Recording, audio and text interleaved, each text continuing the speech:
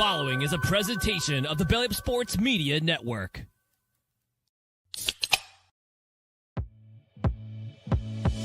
You have to play your way out of being on Hard Knocks off-season. Learn Chinese, buddy. Konnichiwa. It's a me.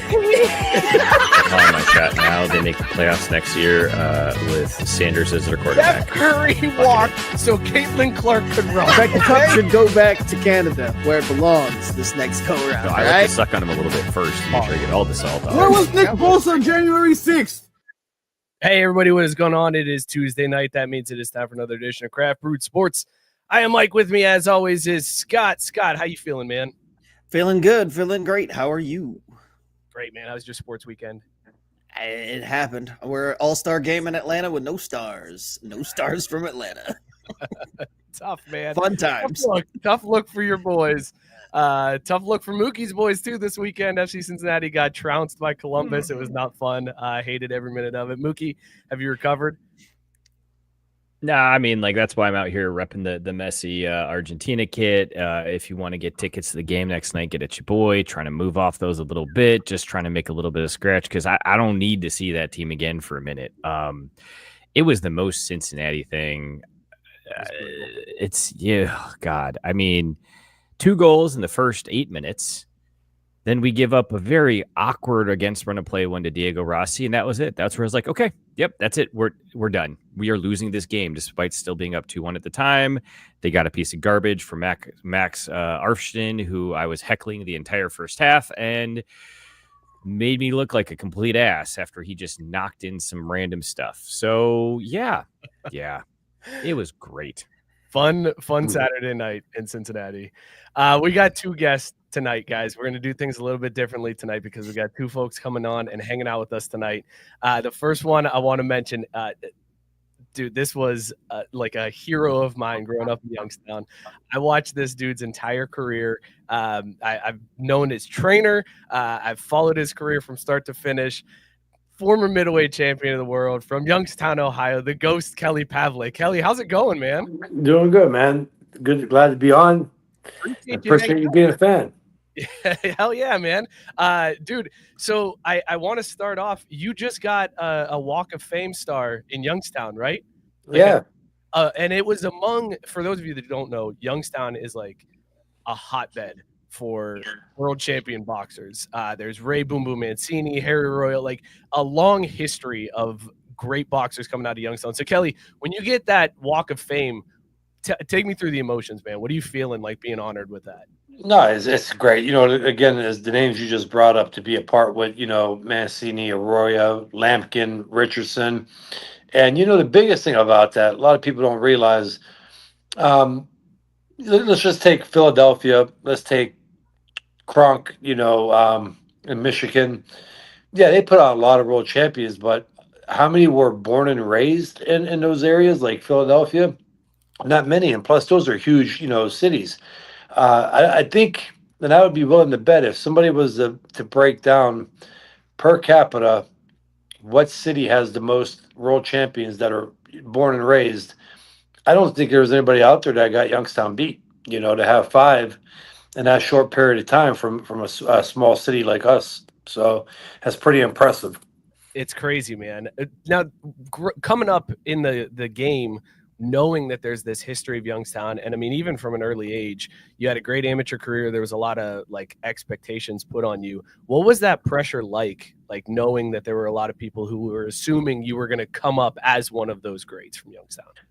You know, that's weird. That's a great question. You know, coming up, realistically, like I'd never in a million years ever pictured being, you know, where I was at. Like you work hard and you know, I was more of a moment guy. I know a lot of people, you know, they have dreams and stuff like that, and that's great.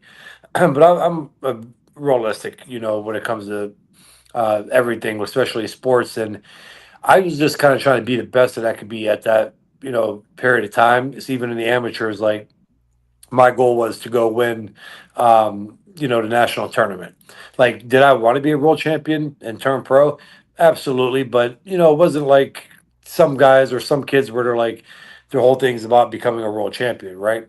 So I was just kind of more focused on that. And then I started kind of getting real though. Like I kind of knew it was going to be my career right around the 16, 17 years. I was 16, 17 years old. And, you know, kind of funny as soon as I started thinking that, I mean, I literally turned pro shortly after, but yeah, it's hard to, the pressure, I would say the pressure was more so there because of the hype, if that makes any sense. A lot of people were starting to get behind me. I had a huge promotional company. Um, I was knocking everybody out. So there a lot of that right there was kind of like the pressure. In a weird way, never really thought about Youngstown and how many champions. You know what I mean? Like, I know that's weird. I would say probably like where I really realized it was after the fight, after I won the title.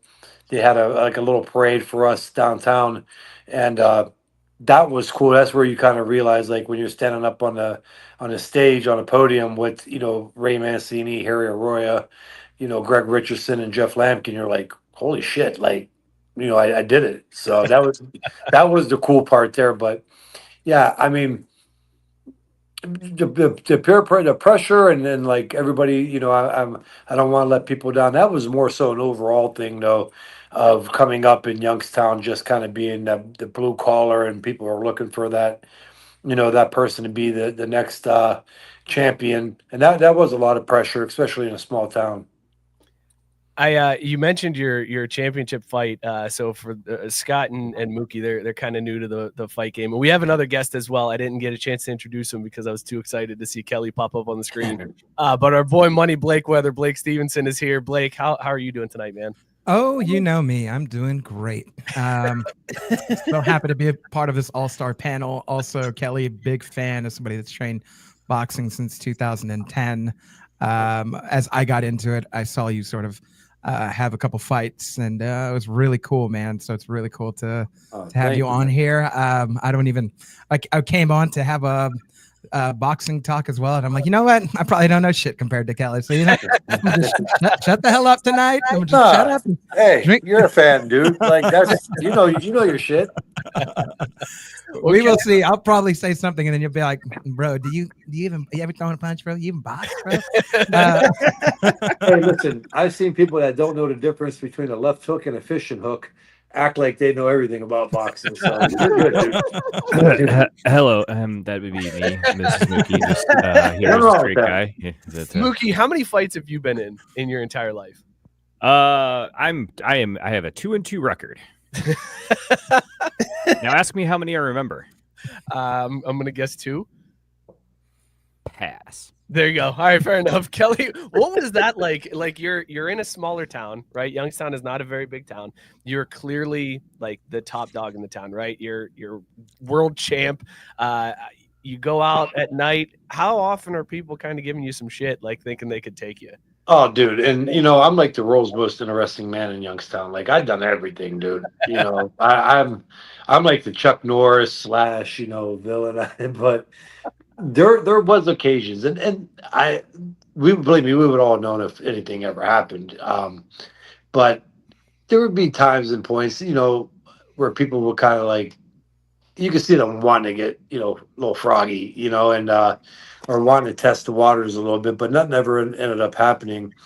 And then early on in my career, when I was younger, I had 1 or 2 little incidents, and let's just say, and I'm not bragging, it just didn't last long at all. So, the funny thing is this, you always hear it like, well, a street fight. And I never understood that, because being in a fight game and my life revolved around fighting, like street fighters, they probably fight like once a year. Sometimes they may go a whole year without fighting. They smoke, they drink, they, eat like shit.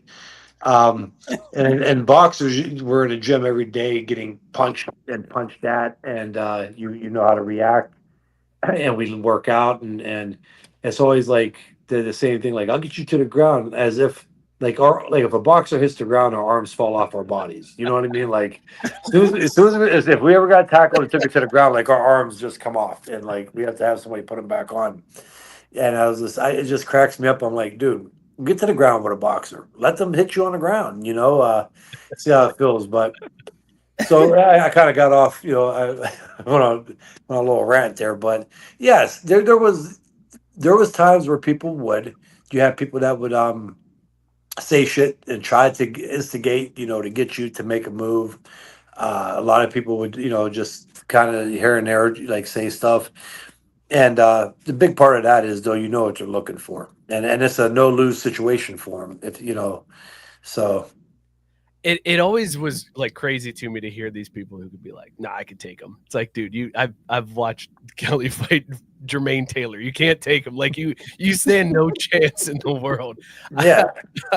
I want to ask you about that fight though, man. That Jermaine Taylor fight. So the first fight against Taylor when you won the championship, there was a moment in the second round where he tagged you and you were staggering, and then he was kind of like pressing, and it looked bad. Like I was getting nervous, but you battled back throughout the fight. You got your composure back, ended up taking him out. My question is, when you're in a fight like that and like the legs go out from under you and you're like starting to go gray, how do you get out of that? Like, how do you find the will to get back? Because anybody else that those legs get wobbly like that and it's over, right? Like we're on the mat. So I don't even know how you were able to make it through that. You know what? And that was a good question there too, because you see a lot of people now all of a sudden they're like, oh, they would have stopped that fight, and that's not true. Steve Smoger in the locker room was like, as long as you can show me that you're able to hold on, I'm not going to stop the fight. And if you go back and watch, I mean, like when I would stumble across the ring, the first thing I do would, like catch him under the arm and tie him up, and I would punch him, on the clinch. I would hit him in the side. I would hit him in the back, side of the head. My big thing on that was when I got you in boxing, when you get rocked, sometimes you get hit and you're just kind of like out of it. You know what I mean? You don't know where you are. Then sometimes you could get hit, and mine was like an equilibrium shot. So with that being said, I could tell you who was screaming. I could honestly tell you who it was and what row. You know what I mean? Like I was there. It's just my legs. The legs were gone, and it's a hard feeling. Like I'm trying to catch them with my hip. And I remember when I got up in my head, I was smiling, but I was going, just survive, get through the round. And once I started getting my legs at the very end of that round, I knew that was my fight. I knew that I was going to win and that he wasn't going to beat me.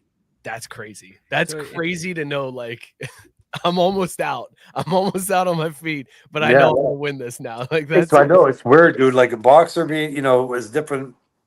We're different breeds. I do say that. A different mentality. You're obviously in the ring. Like, first of all, I worked too hard. That was one of the things. Like to get beat like that, especially after whooping them up in the first round. And I was beating them in the beginning of the second round, which is why I got dropped. I got a little too relaxed and cocky.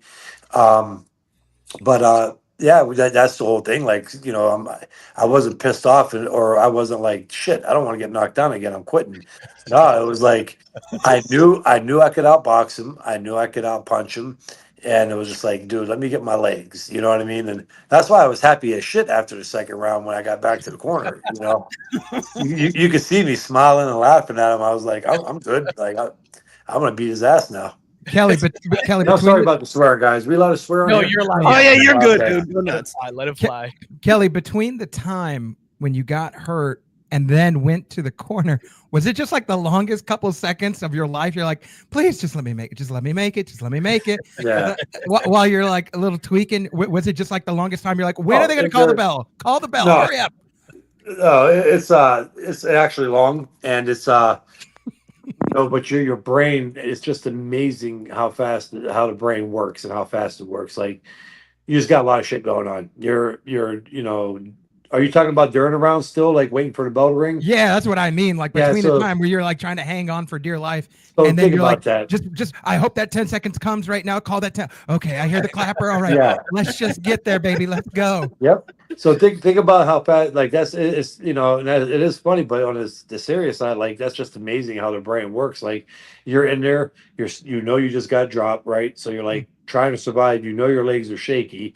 You're still trying to get the fuck out of the way of a punch, right? Right. Then then in your head, all matters of split seconds. You're trying to hit him to show the referee that you're still with it and that you're punching back.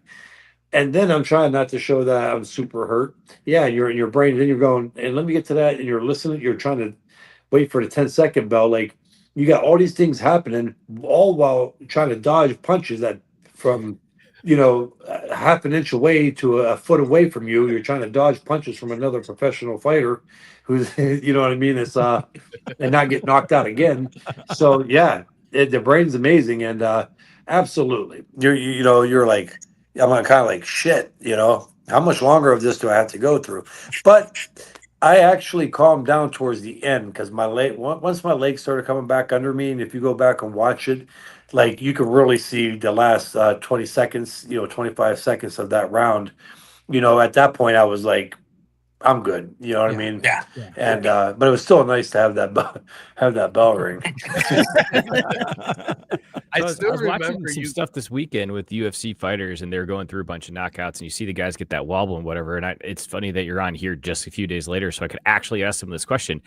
What do you do to train for that? I mean, obviously, I'm sure it happens maybe when you're sparring, but like, is there anything you actually do to try to train yourself physically or mentally to make it through those moments? No, first of all, you don't want to go get hurt and wobble. Right. Yeah. You'll be punchy very quickly. It's I guess what to say. A lot of people, and I'm big in strength conditioning. I love it. I train people in strength conditioning. It's one of my biggest things. Even being a boxing coach, I've observed, I've studied, researched strength and conditioning, and I'm mixed on that. A lot of people are always like, if you're in really good shape and you train hard, that your legs are strong. You know what I mean? And they could withstand that, because when you get wobbled, your legs are using a lot of energy without you knowing, just to keep you up. So part of me does believe that, like, there's no real way to train your legs for that, because it's obviously something that can only happen to your body, and the way the body shuts down, the way the brain fires off, and the nerve endings and everything else that's going on. Like, your brain is damaged and rattled at that point in time. And so I don't know. You know what I mean? Like, it's out there. I guess, the one thing that I do know is that worked for me was probably because I trained so hard and I was in such good shape. That's what kind of kept me going in that round.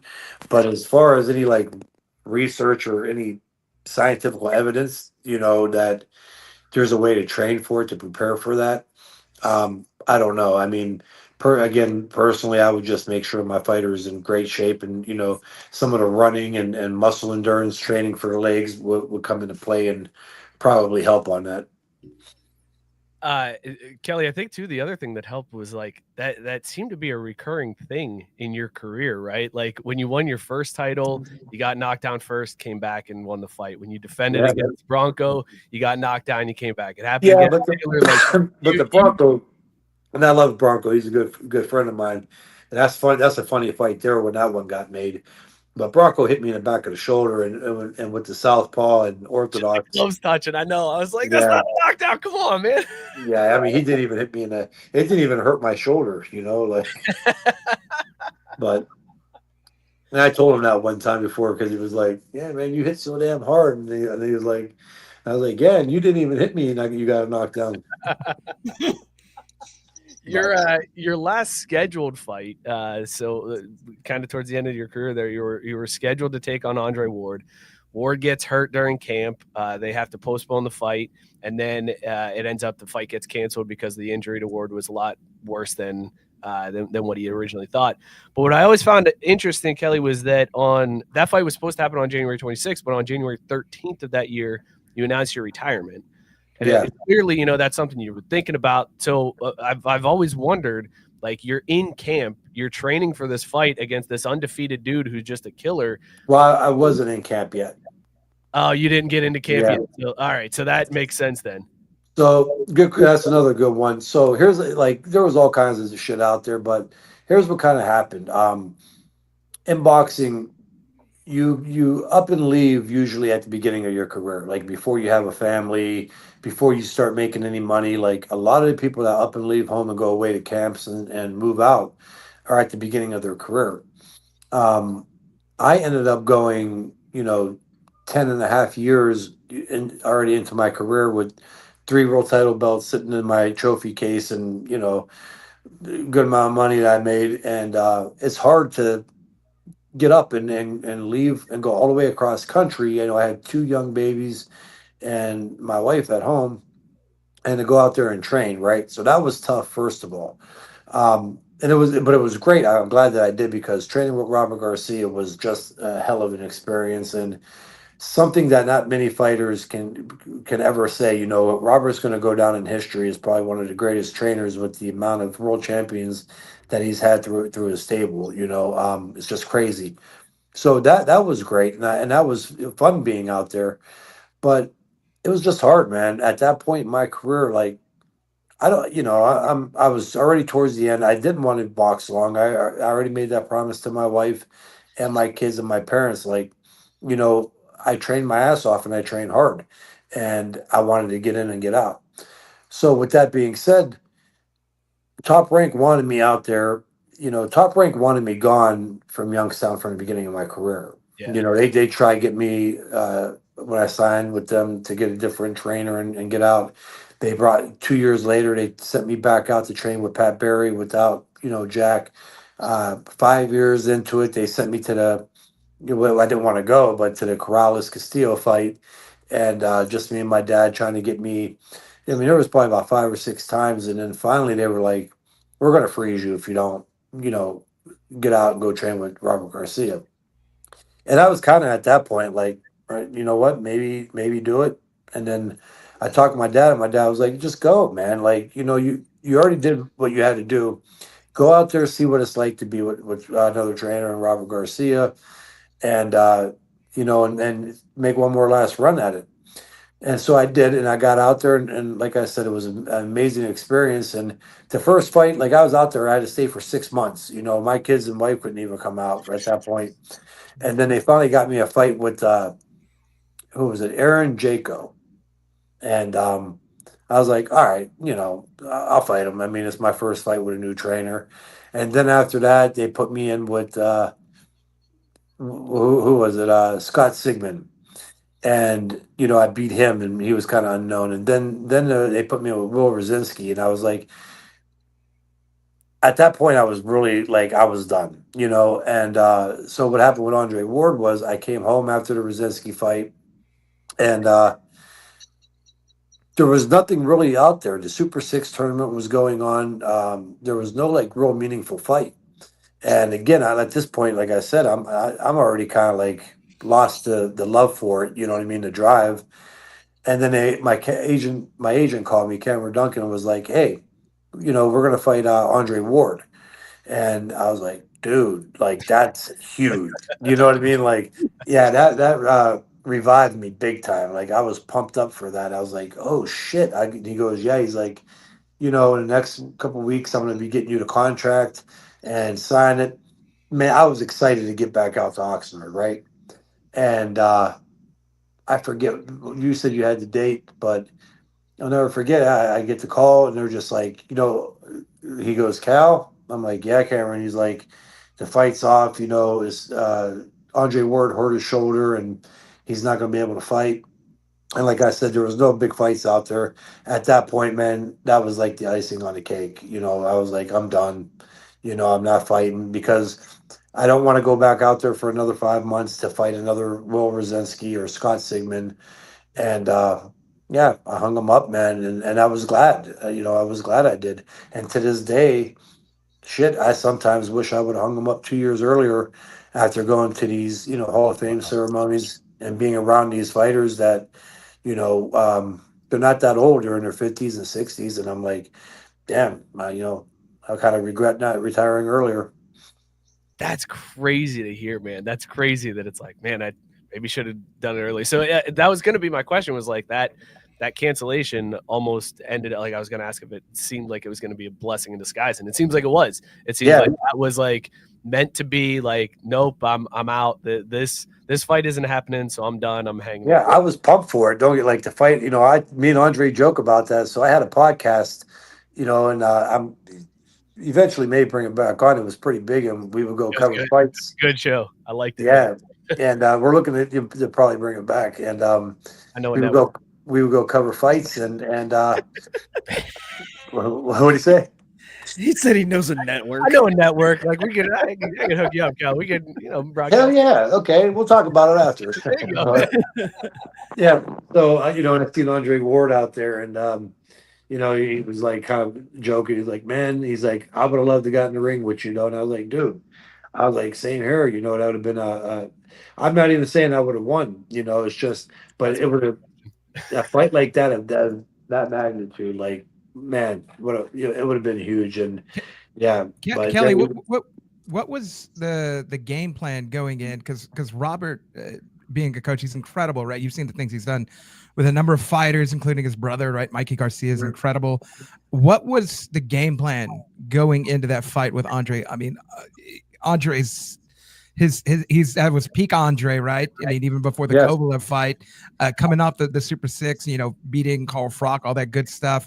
What was the things you were wanting to focus on to be like, okay, I think we can take advantage of this during the fight from like a strategy standpoint? That's a great question, and I hate to do this to you, man, because it's such a good question, but we never even got to that point. Oh dear. But with that being said, for as long as I boxed, and I've always observed, like the old saying, student of the game. Right. That was me, and for the first week and a half after my agent telling me that fight is, has a great chance of being made, I would break down like a lot of Hopkins. I seen a lot of Hopkins in Andre Ward, in his fight style. And if you go back and watch, it was, and that was kind of like my redemption, because I don't ever tell anybody this, all the big interviews I did, but when I fought Hopkins, I wasn't even 80% that night. You know what I mean? And it's well documented. It really is. Thomas Hauser wrote a big story on it, and Thomas Hauser is called a bluebird blue. Like, he's a straight shooter.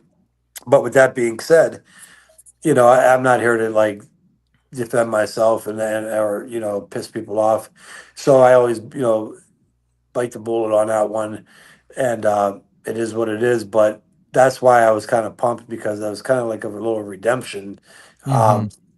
And I knew, like, fighting him, when Andre Ward got in, he would, sneak in with a step, lead with a right hand, roughhouse on the inside, try to frustrate you.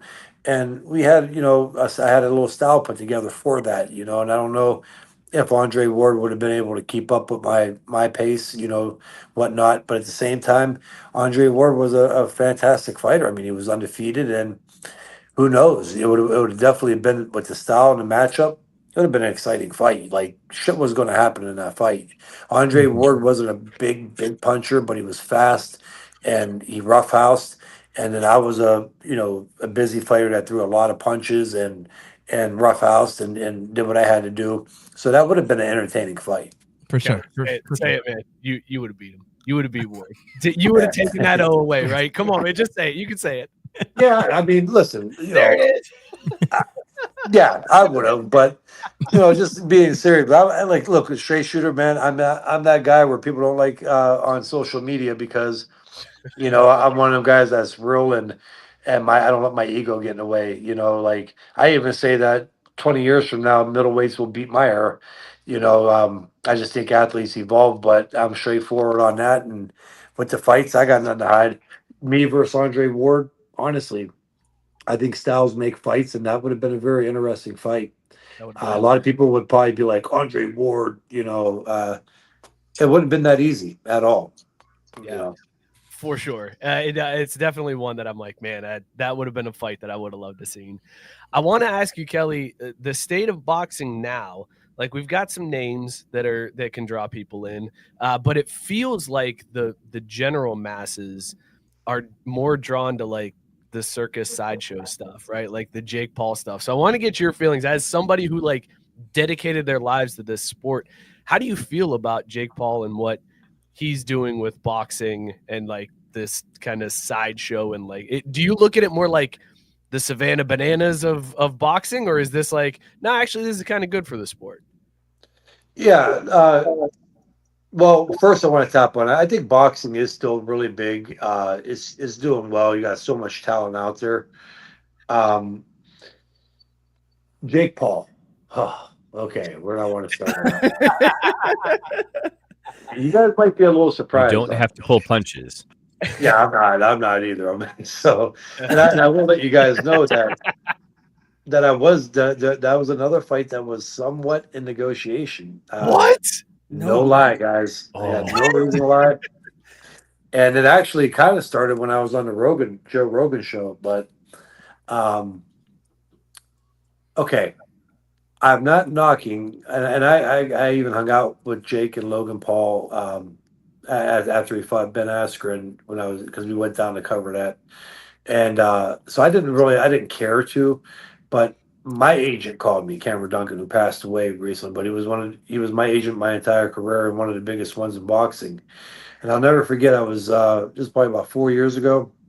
I was with my family down in Ocean City, and I remember standing on the balcony, and he calls me and he goes, "Cal, how you been?" I'm like, "Holy shit, dude! Nice of you to call me after 10 years, and to see if I've got Parkinson's or if I'm alive or whatever, dude. Like, thank you, And he goes, and mind you, like I said, Cameron Duncan is probably will go down as one of the top managers in boxing history. So he calls me and he goes, "I got a couple fighters here I want you to help me manage." And right there, I was like, "Horseshit. Like, you don't need me to help you manage anybody." And, he was just feeding me bull crap. And then right at the end of the conversation, I was like, "Listen, my family wants to get down to the beach. I'll give you a call." He goes, "Well," he's like, I've been sitting down with the Showtime executives and with the Showtime network, and they're really interested in making you and Jake Paul fight, in Cleveland, because Jake's a Cleveland guy, and they want to make this fight happen." And I got pissed right there. I was like, "Dude, you used that horse shit before just to get me, So I told him, I was like, "You know what? I'm gonna go back. Let me go back, talk with my family, this, that, and see from there." And I really, I didn't want to have to go through all the shit, for that fight, and it wasn't worth it. I'm not bragging at all or nothing like that, but by the time I'm done for that fight, I wouldn't make the 20 million like Mike Tyson would. Like, I'm realistic. I'm not going to draw the numbers that Mike Tyson would draw in Jake Paul. And I would have probably got paid like 4 million by the time I'm done with taxes, this blah blah blah. I probably would have came home with like 1.7. And to me, I know it sounds crazy. It ain't worth it to go through all the media shit again, to go through all the hell, get back, spar, get punched in the head, blah blah blah. And but I was still kind of just telling Cameron, like, "Well, let me sit on this for a couple of days." And then I think it was like the 3 days after, I called him, and he goes, he's like, "Well, the fight's off." He's like, "He ain't gonna fight you. You're still too young for him and dangerous." And I was like, I figured that, and he ended up fighting some old fat MMA guy that can't box. And yeah, but that fight was, being negotiated. And so getting back to that real quick with him, look, when he came into the sport, he puts asses in the seats. Okay, you can't knock his guy. He's really not making a mockery of the sport. Great marketer. He trains. He does train. He takes it serious. He don't like just go work out for a week and then fight. Like, he tries. So I give him credit on that too. And look, if he wanted to go in there and fight, like, I even had one guy, a boxer, go, "Well, it's not fair to the boxers." I'm like, "Well, how is it not?" I was like, first of all, he's going to make any boxer that he fights more money than he'll ever probably make, first of all. Secondly, he's putting the asses in the seats. How can you actually sit there? Like, I told him, I go, if you fought in a 25,000 seat arena and you put 23,000 people in there, and the only reason we're not 25 is because you only got 2,000 in there, is it fair that you make the same amount as this guy? He has that. Like, Jake Paul has that popularity. He's able to do that. And if you wanted to go beat up NBA fat all-star players that are retired or MMA guys that can't box, like you could probably get a guy off the street that can box better than an MMA guy, and it's not a knock. It's just that's their style is not boxing. They got wide stance to prevent takedown. You know, their whole style is not based around boxing. So, okay, I was like, fine, cool, do it. But what started pissing me off with Jake Paul was when he started saying that he should be a contender, he's a top contender, he should be in line for a world title fight. And that's what kind of grinded my gears a little bit, you know. And I'm like, all right, dude, we'll fight Canelo. You know, like, you know, let's see that shit now, you know. You know, I'm gonna be honest, like I got a kid in my gym right now, Levi, who got 7 amateur fights that I would put in with Jake Paul tomorrow if they set it up, and I would probably put all my money on my fighter Levi to beat him. You know, Jake Paul's not that good at all. It's sad. It's almost now like it's starting to come to the point where it's almost like I mean I can consider because we battle in the ring like stolen valor, dude. Like you do got fighters out there that work their ass off their entire career and to maybe get in the crack the top 15 rankings, which is a needle in a haystack. Yeah. And you know, and to be able to just have some guy walk around saying that he's a top contender, it's like, you know, at that point now, it's ignorant to the fighters. It's ignorant to people fighting real fighters and that are really climbing the ladder. You know, I don't. So I defended him at first. I mean, I was all for it. Like, dude, I don't know why people are getting mad. He's fighting bums, you know. But now his mouth is starting to kind of get to me. And then, of course, all the boxing, the young people are like, "Oh, you really think that you could beat Jake Paul?" And I'm like, "Oh, motherfucker!" Damn it! Oh, you're pissing me off. Well, and Kelly, it's one thing for Jake Paul to be like, I deserve to be in the top 15, but for the WBA to put him in the top 15 is crazy to me. Like, well, because again, it's that money grab, you know. It's a WBA. They're like, if I had the WBA, I'd probably put him in there too. So, shit. All right, we'll let you get out of here, Kelly. Just a couple more questions for you, man. I know, we'll let you go. But the first thing one of the last things I want to ask here for you, like, what's next? You mentioned your gym. Are you going to be a trainer? Are we going to get to see Kelly in the corner for somebody down the road here? Like, what's the future hold for Kelly Pavlik? Yeah, man, I'm all over right now. So I got a fitness gym, like weightlifting gym in Columbiana. It's nice. I got probably over 400 members right now. Part of my charitable organization, my charitable program, I train kids in boxing, strength and conditioning. We're in the process of counseling and tutoring sessions and after school meal programs. So really busy on that and the fundraising. And then I got the boxing gym in Boardman, Ohio.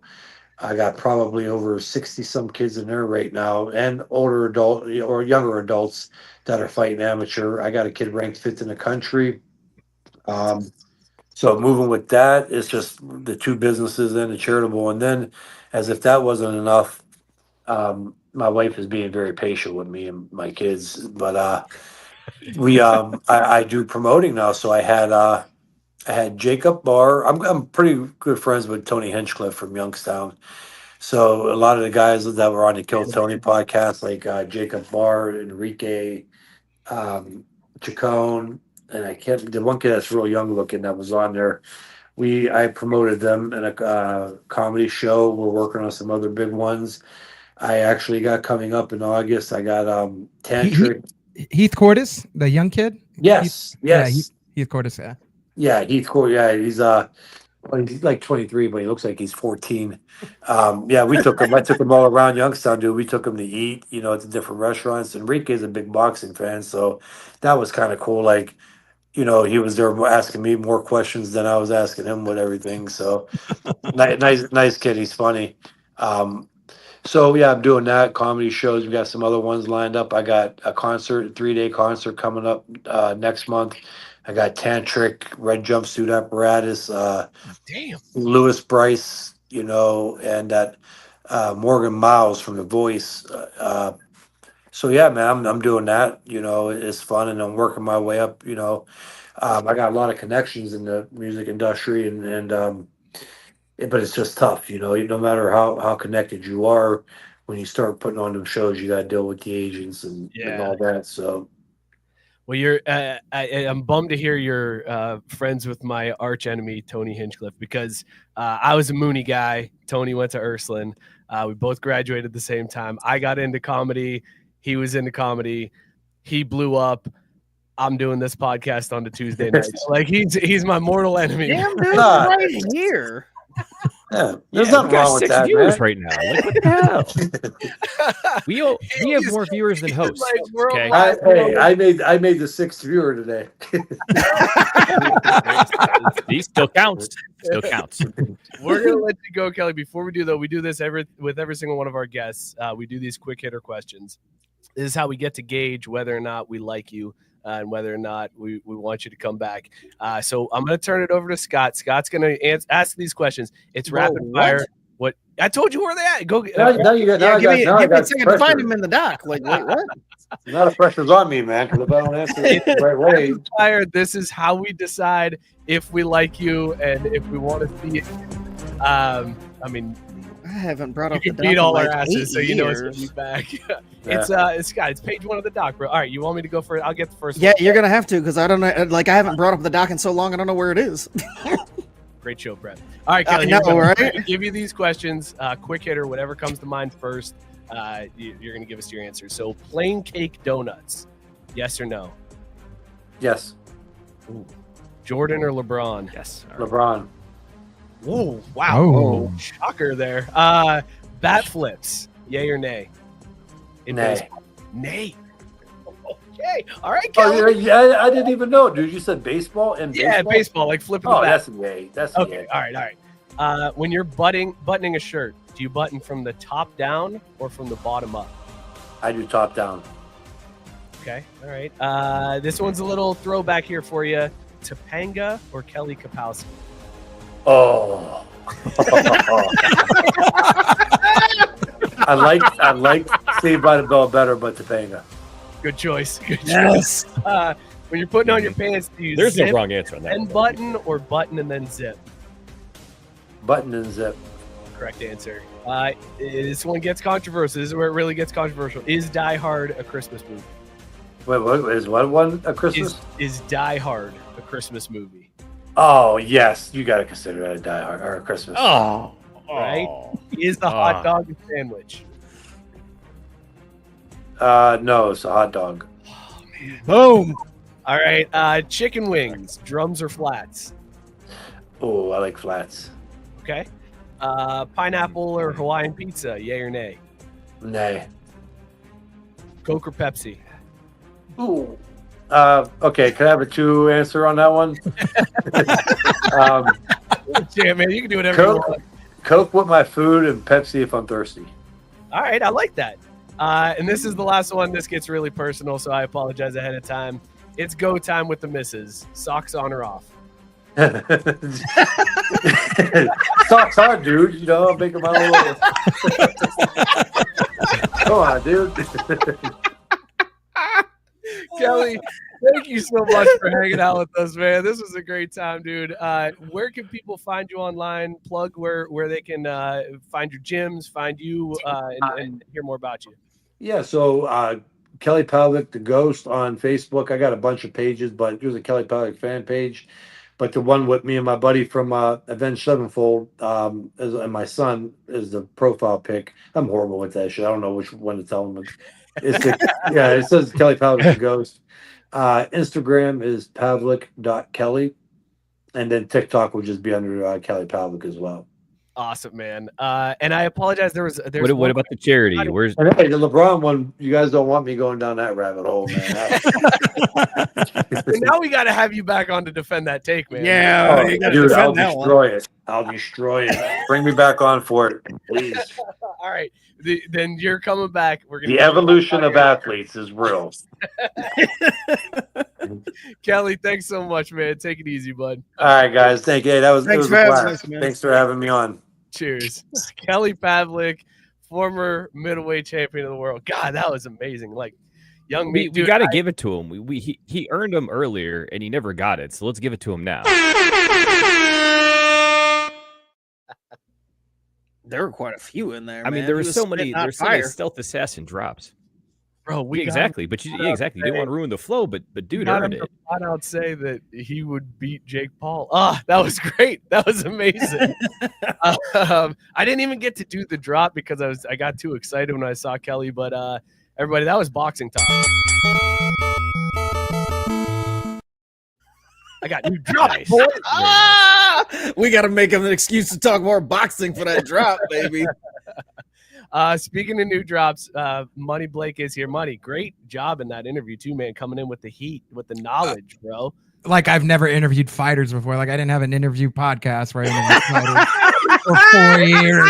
Like, I don't know what I'm doing. I thought you come in as like the tag team partner. You know what I'm saying? Like, I'm glad you were here because I was like, hey, man, I got nothing. So I'm glad you were here, Blake. I couldn't even find the doc.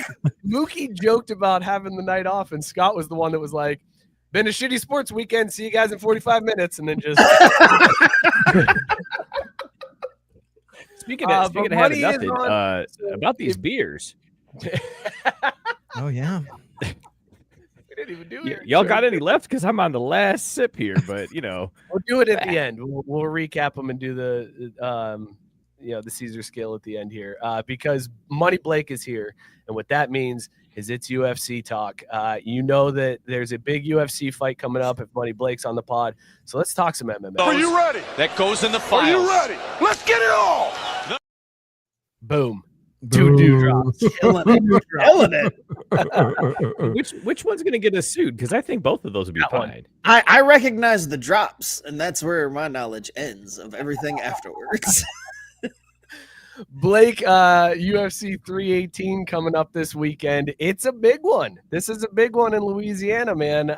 Take us through the card. What should we be excited for? Yeah, the kids call this a doozy out there. I don't know if they call it. I call it that. But I do want to start off by saying, so this is all in promotion of my own channel, Nerds at Night, but I'm doing a show called Whiskey and a Mystery where we do pair whiskeys with mysteries. I bring in a whiskey content creator on. They pair the movie with the whiskey. I felt it only right to bring that spirit to tonight's episode. So for tonight, the whiskey that we're pairing with this UFC 318, it's a classic go-to. It's a very good one. It's going to be Evan Williams Bottled in Bond. It's very, very findable, very, very easy on the wallet. And the reason I picked this is because it's a surefire go-to. No matter what you're doing, no matter what's going on, you always know, say you go to any, liquor store, wherever, and you're like, I just don't know what I want. You can always fall back on this. You know it's going to take care of you. You know it's going to be a good time. Just like this headline of Max Holloway and Dustin Poirier. They've already fought 3 times. You know it's going to take care of you. You know it's going to be a good time. And for that reason, this is a perfect one to sip. And it's 100 proof, so you'll remember the fights by the end of it. It's not something heavy like I drank last time where you may want to erase the memory of whatever you're watching in case it goes south. This is always guaranteed to be there for you. It's there to comfort you. I bet you in the future, whenever you want to go back and watch a good fight, this third one is going to be one of those fights. So all that being said, cheers everybody out there. And hopefully you grab it this weekend. Let's get into some fight talk. By the way, that bourbon, fellas, the big bottle, 1.75, $35. Easy on the wallet. Nice. Easy on the wallet. So good. It's the daily sipper in this household. The bottle and bond. Great choice. Easy on the wallet. I think this one for me at Total Wine was, I think maybe $20, it's something like that, maybe 21, and then you can buy the big boy there for like $26. So it's very, very wallet friendly. But let's get into these fights real quick. Let's start off at the bottom of the card. Remember, I'm just telling you who I think wins. I'm not giving you professional betting advice.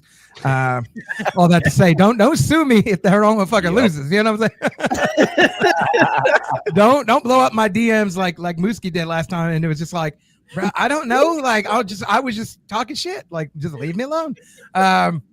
All that to say, though, we start off the card with a fantastic bit of a doozy right here. I said doozy twice. If I was Pee Wee Herman, that would be the word when people pop out. Michael Johnson, though, and Daniel Zellhuber. Zellhuber's Mexican, for those that didn't know. They can have crazy last names. So in this fight, though, Michael Johnson coming in, fighting. It's one of the old heads fighting one of the newer heads in the division. And Zellhuber is coming off of a loss, but it was a split decision. He could have won it. And right now, Michael Johnson is riding, I believe it's a 2-fight win streak. Yep. Darius Powers by decision, and Ottman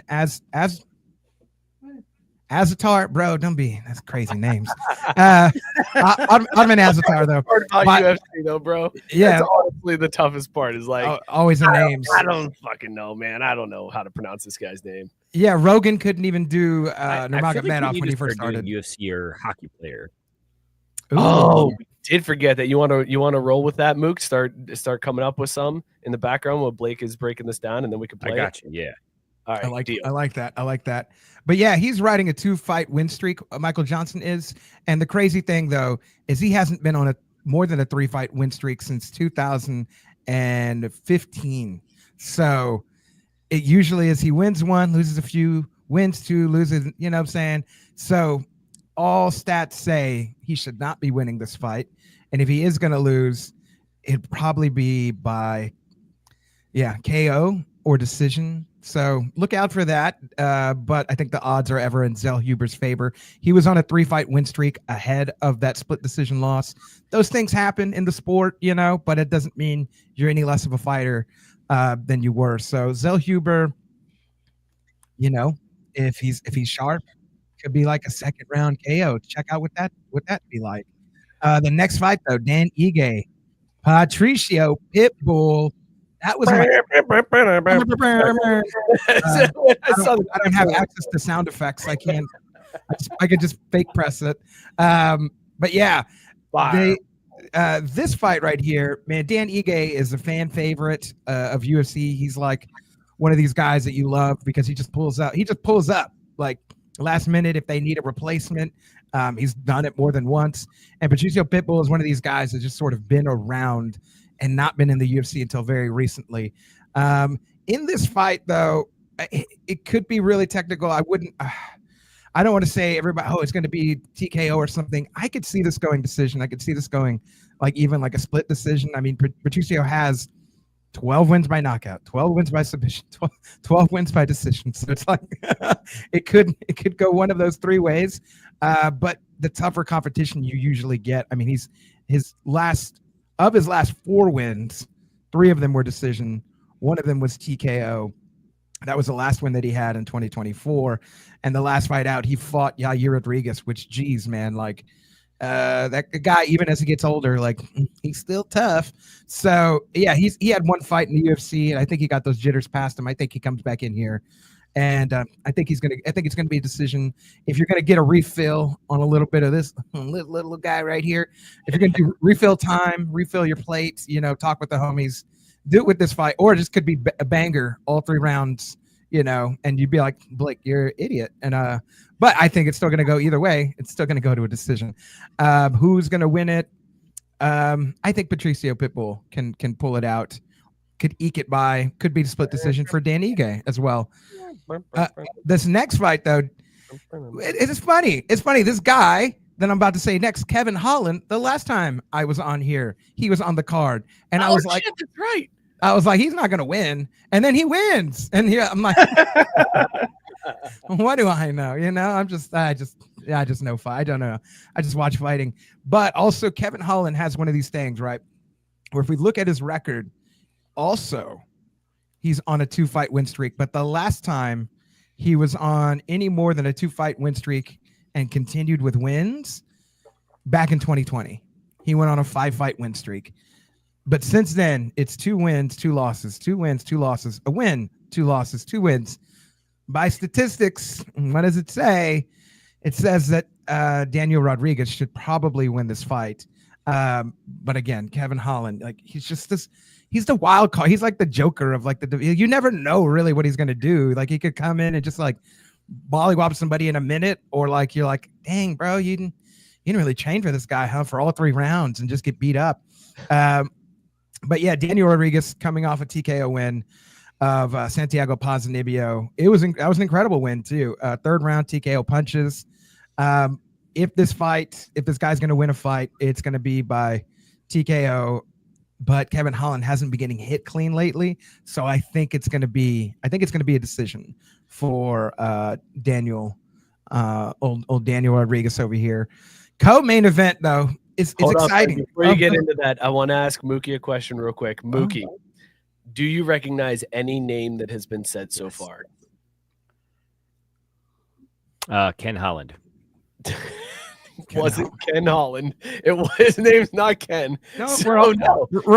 We're all enough. You know, he's just Ken. Well, I was excited because I was like, "Oh, that's the name of the Red Wings former GM. I'll remember that name." I love it. I love. Well, this is why we bring Blake in on UFC card weekends, because Mookie's like the Big Ken Holland. Kenny Ken. Oh, Kenny Ken. To be fair, I'm a little distracted by my research over here because I found some good shit, man. You ready for this? UFC fighter or hockey player? Rick Pfeiffer. What was it? What was the name? Rick Pfeiffer. Rick Pfeiffer. Scott, UFC fighter or hockey player? Pfeiffer. Hockey player. I'm going to go hockey player as well. What's the answer, Mook? I'm not letting Blake play because he knows fighters. Okay.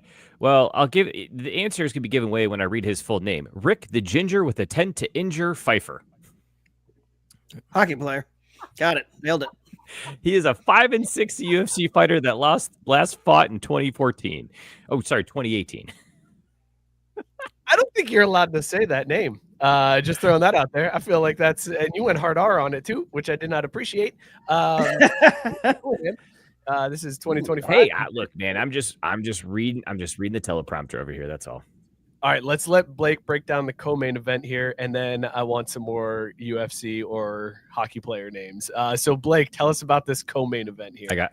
We've got Paulo Costa, which is a big name. Everybody knows that guy. He's been fighting in the UFC for quite a while, but his last 5 fights, he's 1-4.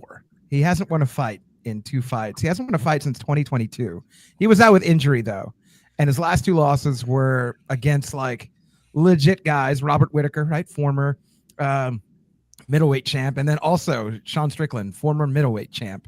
And he's fighting Roman Kopylov. And they're always trying to build these guys up from like close to the Russian area. They're always trying to build these guys up. And Roman Kopylov is no different. This guy though he does have losses. Unlike a lot of guys who come from like Dagestan and Russians, like, you know, if they come from, man, sometimes these guys will have insane records and you've never heard of them. That's where Khabib is from. Yeah, that's where Khabib, I want to get his name right, Khabib Nurmagomedov, from Dagestan. Yeah, but this guy is riding a two fight win streak. He's got one, it's a split decision, and then his last one's against Chris Curtis, which was a TKO head kick at the beginning of the year. Funny enough, I think Chris Curtis just fought this past weekend and won. So the win, you know, you like it when somebody you beat wins because then it makes it look good. But for Roman Kopylov, it's always a big test. Like, I mean, Paulo Costa is just like a bodybuilder of a human being. Is that where Borat's from? Borat's from Kazakhstan, which is where Triple G's from, Gennady Golovkin. Funny enough, they don't look the same at all. Just throw that out there. But yeah, in this fight, I think they're really trying to put Kopylov as the guy to beat Paulo Costa. Given again, Paulo Costa's on a 1-4 streak. If Paulo loses this fight, I think they might cut him. You know, I don't know. They kept BJ around for he went on like a 5 or 6 fight streak, and Dana's like, they're like, oh, don't you cut fighters for 2 losses? He's like, yeah, but it's BJ though. Like, come on, man. Like, it's BJ. I don't know if Paulo Costa is going to get the same treatment if he loses this fight. He's always Beige.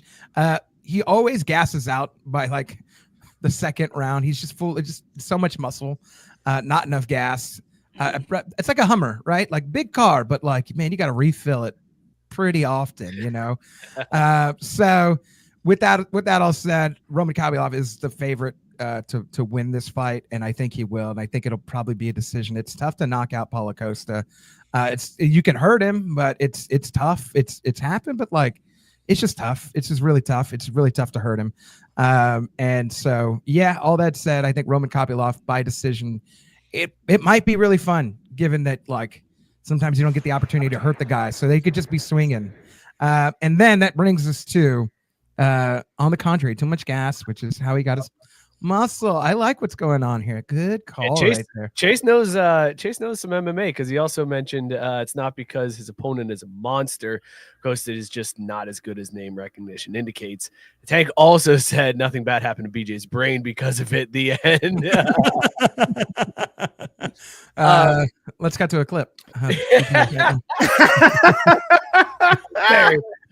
Fellas, real quick, Blake, before you get into the main event of this, I went and found a picture of Rick Pfeiffer, the ginger with the intent to injure. Fellas, is that me? Am I? I'm just gonna say, what in the Mike Burlon is this shit? Now you see why I was distracted, right? That's good fucking like reason. Alternate Mike, reality me. all he's missing is your dick V. Mike, did you used to be a fighter? He's basically you with hair. It's me with hair. It's me before the kids is what that picture is. Whoo-wee, that was scary. I was like, I got to see what the ginger with intent to injure looked like. And then I looked it up and was just like, that's uncanny. Back at me. That'd be my new profile. Wow. You know what? Though, this is great. Now, if Mike's microphone ever cuts out, we got the picture. We've got his Scott equivalent. Like, that's your replacement if you ever freeze on us. Yep, there it is. We just go to the ginger with intent to injure. You want another name? Yeah, give us one. Give us another one before we get to the main event. Grant Klitzum. That's fighter. That's a hockey player. You're going fighter, Scott? Yep. Mookie, we got to find it. We got a split decision here. We both missed the last one. Who's taking the lead? He is a 5'11", 211-pound defenseman for the Blue. Yeah, Scott, in your face. Last played in 2014-2015. Jackass stumbles over his own sports fucking names. I shouldn't have fallen for the trap. That was what I get on. I was like, that's right. Mookie can't read, so I shouldn't have given him credit for like. I can't tell if Mookie is struggling to read the names or if his internet is jacked up because he just stares. For he's on TV. He's on TV delay, like old school, like 20-second delay. Like I'm waiting for him to put his hand to his ear. Like, yep, that's right. I was gonna say there's gotta be some delay here. Let me. Yep, there it goes again. Doing that. Tank said in an alternate universe where Mike became a fighter instead of a college mascot. The ginger with intent to injure. I mean, it looks like that picture screams. You want to fight about it? Big whoop. Want to fight about it? Blake, get us in. Square up, son. I love how he almost blends into the background too. Well, I purposely left the background white for that specific reason because if there's one thing I know. Gingers can't be in front of a dark background because then then it's really white looking. But when you're with a white background, it's like, oh, he's got a little color to him. He's not completely white. He's just a little pasty. Doing it for the people. Blake, take us into this main event, UFC 318. Where am I losing money here? Yeah, I got you, man.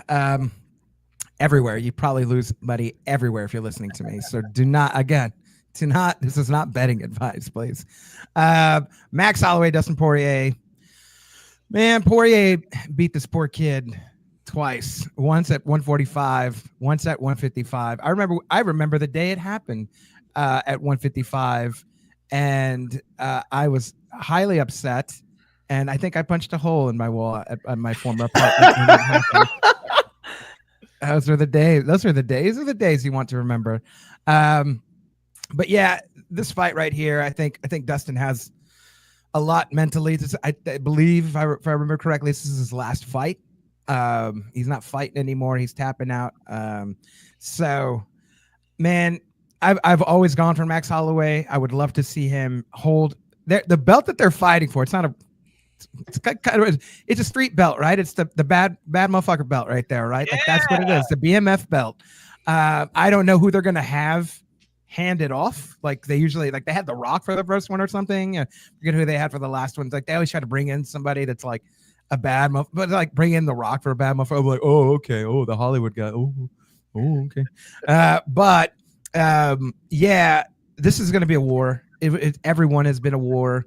It's going to come down to decision unless somebody gets rocked, which these guys do, just not against each other. Like other people find ways to knock these folks out, but these two just can't figure it out. Like they've been fighting 10 years with each other and they just can't figure out how to like KO each other. It's the most amazing thing that other people can fight them. Like Ilia Poirier last October goes in there and KO, like TKOs Max Holloway, and it's never happened before. Dustin Poirier has been TK, like it's like it's happened. But these two, they just can't figure it out. And that's why it becomes exciting. So with that said, decision, I'm going to go Max Holloway decision, might even be split decision. If it goes the other way to like, I don't think nobody's going to be upset if Dustin wins his last fight and wins the BMF belt. Like nobody will be mad. But I'm going with Max Holloway by like decision or split decision. Expect 5 rounds. Like this is one of those fights where like, don't expect it to like hit like a second round and then it be over, like, and then like just expect to stay up late if you're watching this card is all I'm saying, especially for these last two. I think they're going to be decisions, but they could be this one's going to be very, very fun. Again, that's why I picked the Evan Williams, right? I want you to be at least a little cognizant to remember a round of this fight. So your idea of being cognizant is going with the 100 proof bourbon instead of last time I picked 125. So like I came down for the people. Yeah, like 25 more. I came down 25% for the people. What do you want me to do? What do you want to drink light beer? Like bro, grow up. All right. He said it's so upset. So dejected. I do have one. Yeah. What do you want? Go ahead and drink Michelovs. I got one more fight though. We've got the boxing fight. I don't know. Oh, that's right. Well, hold on. Before we get to that, can I offer a suggestion? I want to know your thoughts on this because you said this fight is for the bad motherfucker belt, right? Yeah. This is a made up thing. It's not a real like championship. I mean, but it's a way to sell fights and make it fun, right? Yeah. Can we put a caveat that you cannot win the bad motherfucker belt on a decision? Like the fights need to be a knockout in order for the belt to change. Well, I guess we could throw in submission too. But if we're talking about motherfuckers, I'm looking for knockouts. I'm not looking for submissions. I'm not looking for decisions. You want to be the baddest motherfucker and get the belt? Mm-hmm. You got to knock a motherfucker out. What do we think about that? That's fair because Max knocked out Justin Gaethje with like 10 seconds, 5 seconds left, 1 second left, right? Like to win the belt. Before that, Jorge Masvidal, right? Like, did he didn't. It was like a TKO, but like he fought Nate Diaz. Nate Diaz had like got cut or whatever, and he couldn't. They were like, no, you can't fight no more. TKO's fine. You're gonna lose an eye. Like you poke your eye out, kid, or whatever they say in that Christmas movie. You'll shoot your eye out, kid. But yeah, so both of them, historically, it's never gone to a decision. So that could say if you're feeling a little gutsy, maybe lay some heat that it won't go to a decision. I don't know. Like statistically, it's crazy. These two have always gone to decision, and statistically, the BMF has never gone to a decision. So I don't know. I don't know what to do with that. Like, this is it. I don't know, man. I was good in algebra, but this is weird.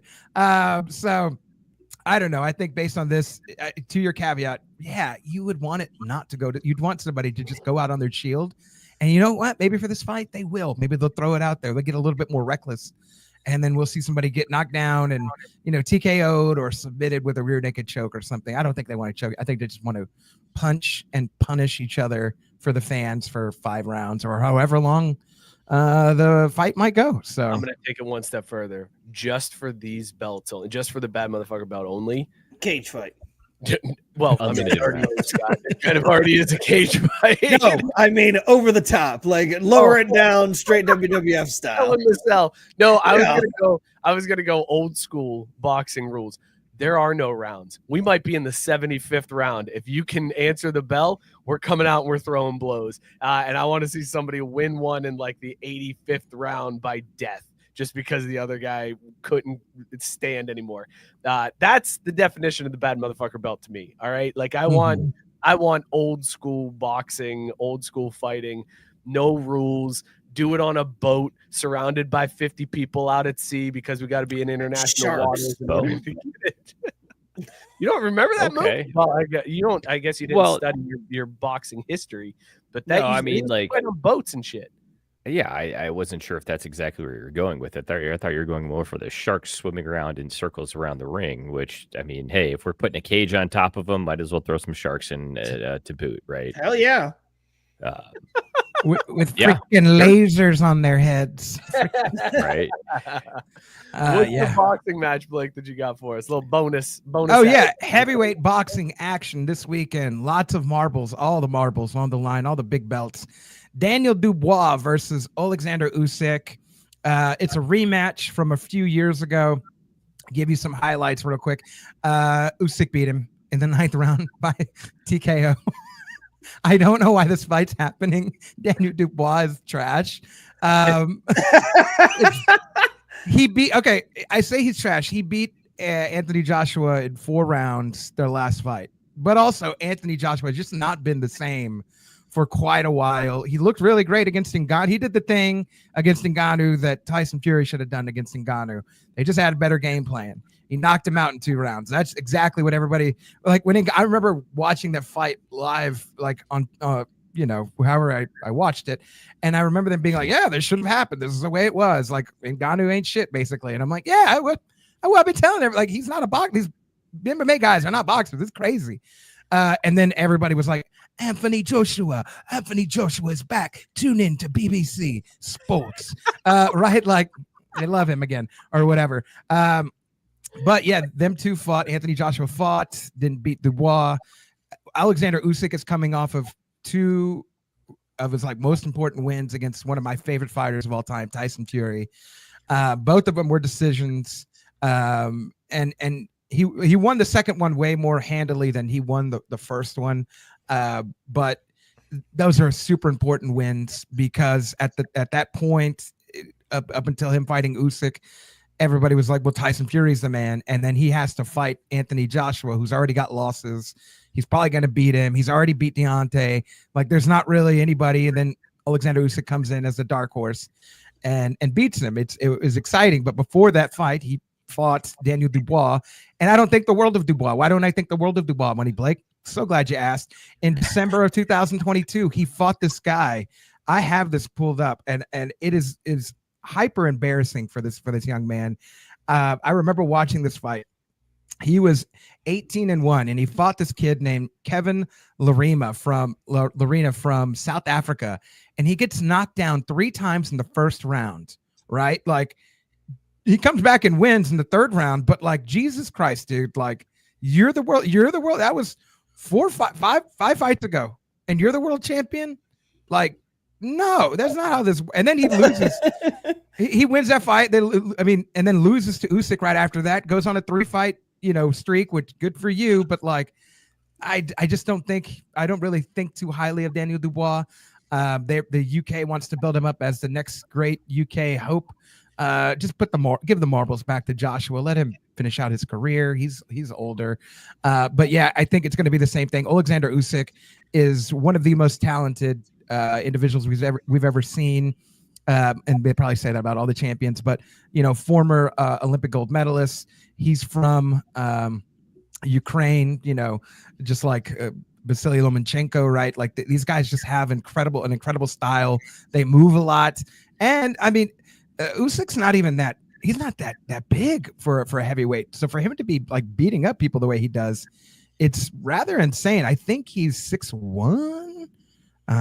Let's double check that. He's 6'3". He just looks small though. He doesn't really look imposing. But yeah, expect him.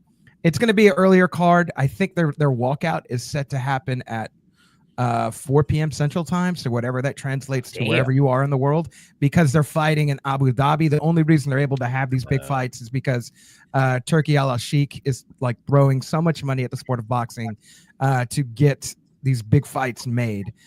So yeah, expect Alexander Usyk to win. And it'll probably be, I mean, if he won by TKO before, he's probably going to win by TKO again. Expect it between the 7th and the 10th. Maybe Dubois got better. Maybe it'll go decision.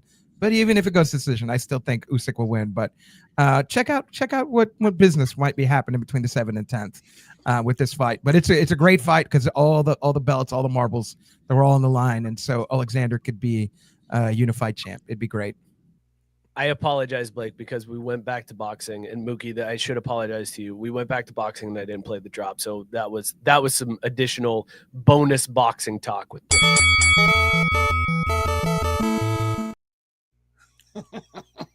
I like that one. I'm so happy with that. That was some work. It's a good drop. Did you find that like the switching between, or did you have to edit that together? No, I did not edit that together. That was not me. Okay, that's what I was like. I'm like, damn, dude, you put in some work with that. It was 100% stolen, and then I pirated the audio, and then I found a sound effect, and I was like, put it all together. Here we go. Now exactly. That's art now. You've made an original piece of art. Yeah, there's no problem. And made it look different, man. You understood the assignment. Mm-hmm. Mookie, do you have another UFC fighter or hockey player for us? Oh man, I got so many here. Okay, all right, we're gonna do this. Yeah, let's play this game for a few here before we get into some other topics. Blake, I still want you to abstain from this game only because you know the fighters. Okay, fair enough. But I'll shut up and drink whiskey. You can and laugh when we obviously get this wrong. Mookie, next name for us: UFC fighter or hockey player. Yeah, this is a Canadian Justin Seminoff. That sounds like a fighter. Justin Seminoff. That sounds like a fighter to me. Scott, what are you guessing? He made a point to say Canadian. I'm going fighter. Damn. Yeah. All right, I lead 2-1. Go ahead, Mook. See, this is where I'm having a really hard time because there's so many ones that are just funny that are obvious giveaways. Like, let's see here. Well, David Cute Balls Taylor. Obviously, that's a fighter. Like hockey players don't have nicknames like that, right? Or I'm not looking at the balls. I don't know. I was gonna wait. Why did you just answer your own question? Because that's what it says. It's in the fighters list. It says David quote Cute Balls Taylor. Yeah, but you don't have to give the nickname. Like you could just say I guess his that's name. true. Like, why are you Ron Burgundying this? Where you're reading everything on the teleprompter? Like, just cut out the nickname, bro. I'm Mookie Burgundy. I had not thought about that. That's a good point. All right. Nail Yakupovs. Hockey player. Going hockey player, Scott. I'm gonna go fighter. Ooh, we got ourselves a tie ball game. That's a hockey player. All right, 2-2. Yeah. Right, yeah. I actually think I've heard that one before because I remember thinking, "What the hell is that name?" Well, it's funny because apparently, according to this, holy shit, Mookie, that was bad. Even. Yeah. Shit, where did it go? I had another one for you. Punch Broadbent. I feel like this is a trap, but I don't want to overthink it. I'm gonna go fighter. I was gonna go fighter as well. You're both wrong. That is another hockey player. Wow, Punch the hockey. I was screaming in my head for that one. I was just like, bro, I've never heard of this fucking guy. Like, ever. Who the fuck is that guy? Yeah. Who the fuck is that? All right, let's get one more, Mookie. Let's break this tie. All right. For all the marbles here. Wait. Okay. Gunnar Wolf Fontaine. That sounds like a hockey player from Mighty Ducks 2, but I am going to go with a fighter. And I guess I'll go hockey because we got to break the tie. Well, folks, for a certain reason, we call him the expert. But hey, as they say in hockey, let's do that hockey. What the Gunnar fucking Wolf- walk off? Gunnar Wolf-Fontaine was a former Nashville Predator. Suck it. I should have stuck Suck with it. because when I heard that name, I immediately thought of Team Iceland from D2. I couldn't get it out of my head, but I was like, man, this is a trick. He wants me to think of D2. Let me just rapid fire a couple of these other funniest names in MMA. Chance Butts, Seaman Tirula. That's a real one. Long Wang. Yeah, that's a real one. Adam Dicker. Yep. Joe Silk I don't even know her. Mm-hmm. Frank Gugu. Dong Dong Poo. Dong Dong Poo. Oh, this shitty website froze my computer. Oh, okay, there we go. And then there's a ton of well, this was going to be a good one, but I felt like it was going to be a giveaway. But Quayshawn Clemens. Hockey You've got player. to run. Hey, there were three black hockey players drafted this year. There ain't no Quayshawn skating around the NHL. Ain't no Quayshawn He's Let's not cut like, to a clip. Let's cut to a clip. Also, if there's a that I'm getting that one every time we name black hockey players. Quayshawn. That's it. That's the only one I got for you. Yeah, and then there's a lot of guys with the names Butts. And then this was the other one I wanted to share. Heng Dong Kong. That's a crime in several states, is what that is. Right? I'll get you put on some lists. To Mookie's point, that everybody go after this show, but go online and look up My Anus, MMA commentary, MAINUS, and this guy's name, I think it's Rich My Anus, and like the fighter's like, my anus is on the ground. My anus is he's getting pummeled now. My anus is getting pounded. It's just these clips of just the commentator saying my anus. It's and hilarious. Chase saying the NHL aren't ready for Quayshawn. I definitely butchered that spelling. Actually, you're really close. You just replaced that second U with the W. You're spot on. Oh, damn it. That's funny because I was just going to say, I was like, if it's Sean in the hood, I'm guessing it's a W. Yeah. But you got the Quay part right, which is impressive. It is pretty impressive. Way to go, Chase. All right, fellas, we're going to... Popeye Jones' son is a hockey player. I'm shocked why he didn't play basketball, says Gabe.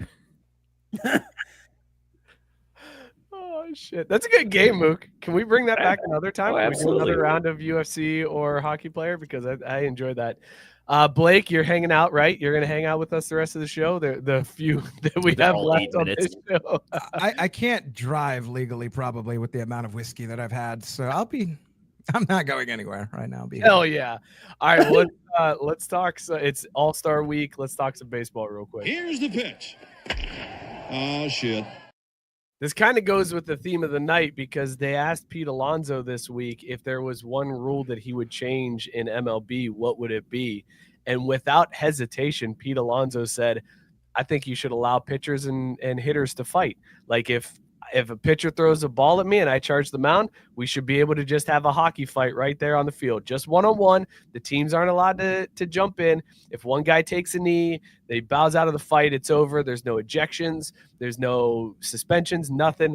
Get out there, hockey fight it out, and then move on with the game. Scott, how do you feel about introducing a little hockey into your baseball?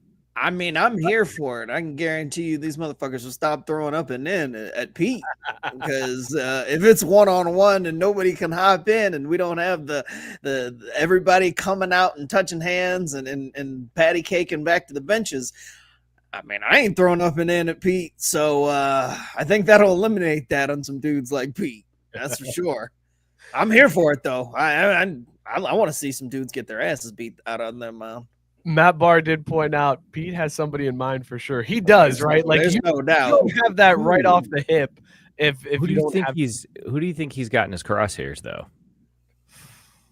I don't know. I don't watch enough Mets games to know who's been throwing at Pete Alonso lately, but there's clearly somebody that Pete would, because he was. Dude, all I can think of is that they've had that back and forth with the Brewers recently. The last 2 seasons, those two have thrown down. I think both, wasn't it just before the playoffs last year and then earlier this year? I know they got bad blood, so it might be somebody on the Brewers. The only thing that I don't like about this proposed rule change from Pete Alonso is that this would have taken out one of my favorite moments in baseball history when Amir Garrett took on the entire Pirates dugout from the mound. Like, they came out to take him out of the game. He puts his glove over his mouth, and he basically tells the coach, like, hey, I'm about to get thrown out of this game because I'm going to go fight all these motherfuckers. And then he did, and took off after the dugout and was throwing punches with everybody. If they were to just able to go up and fight him, then I don't have that epic memory in my head. Blake, how do you feel about pitchers and hitters throwing down on the field if they want to? Let's do it. I think I don't know who I was on the show with one year, but they were saying that in hockey that they have a heavy bag in the back that they train with sometimes to practice. Was it you, Mookie? Maybe it wasn't you. Maybe it was another white fella. I don't know. They train in preseason. Other white fella. They do train preseason. They train boxing. If it's the white fella, it's only me because the other guys are clearly not, Caucasian. Everybody's here is white, but my skin is a little white, even though for being a Mexican, I'm just white passing is what I've read on TikTok. Me too. Yeah, I am not. Scott being very clear with it. Race card. I was gonna say, Scott just not in white passing. He was like, not in. Nope. Don't get to flaunt that one. That doesn't work. Well, there's always an odd man out. Anyways, about the fighting, not the people fighting. Yeah, I'd love to see it because I hate, in a basketball, game or like when a guy hits a guy, in baseball, nobody knows how to fight. Like, have these guys train in the off season to fight. Like, just a little bit. You ain't got to be a pro fighter, but just like train how to fight so it looks pretty. Because I'll be honest, when I see that, and then the whole team gets in and they're just like, it's like, bro, like I've seen better fights on 6th Street and here in Austin with drunk people. Like, at least they'll knock somebody out. Like, you guys are just like, and it's just the most. I love that they're singing while they throw those. No, that's always the way. That's always the way. Bro, come on. If they're not singing, I'm singing in my head for them. Because it's making it more entertaining. What are you singing? Because it sounds like a little Celine Dion kind of serenade situation going on. I think it just depends on the night. What I want to be serenaded to. Is it Selena? Is it Celine Dion? Is it Selena Gomez? We need serenading because somebody should be going to sleep. And a lot of the time they're not. But if you had a one-on-one thing, give them a couple seconds like they do in hockey. Those are fun fights. Like, those are fun. Like, there's technique. They're grabbing the shirt and he's trying to hit him, like over the top, and they're trying to it's all kind of it's really cool technique there. But at least there's technique. I like that they hold them up. When they're like, no, you ain't hitting the ice. I'm gonna put this work on you, and they're pulling the guy out. That's my favorite part. You're like, that dude's knocked out, but the other guy's not gonna let him go down. Well, it's here's the thing.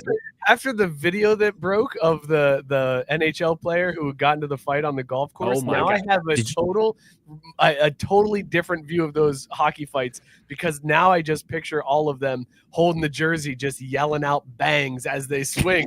Bang, bang, bang. That's amazing. He soundtracked his own fight on a golf course. Even better, there is now a sign where he chucked dude in the river or in the lake.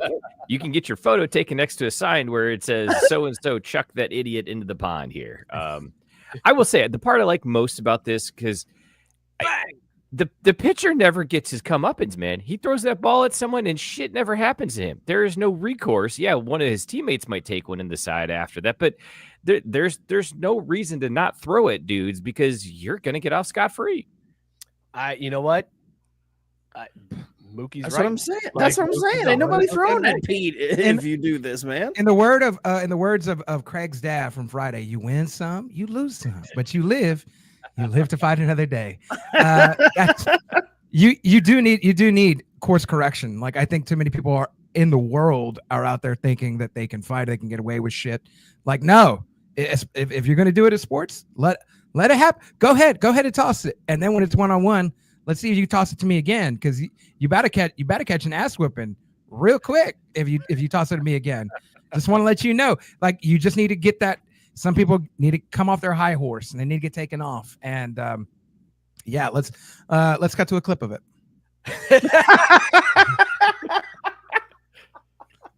I can't wait for people to like watch, like our fans to watch that episode to get this reference that you keep throwing up. Because like we did a show with Blake, we recorded it a couple weeks back. It's coming out in the coming weeks, and Blake throws the clips throughout the entire episode, and I love it, man. I love this this shtick. It's fantastic.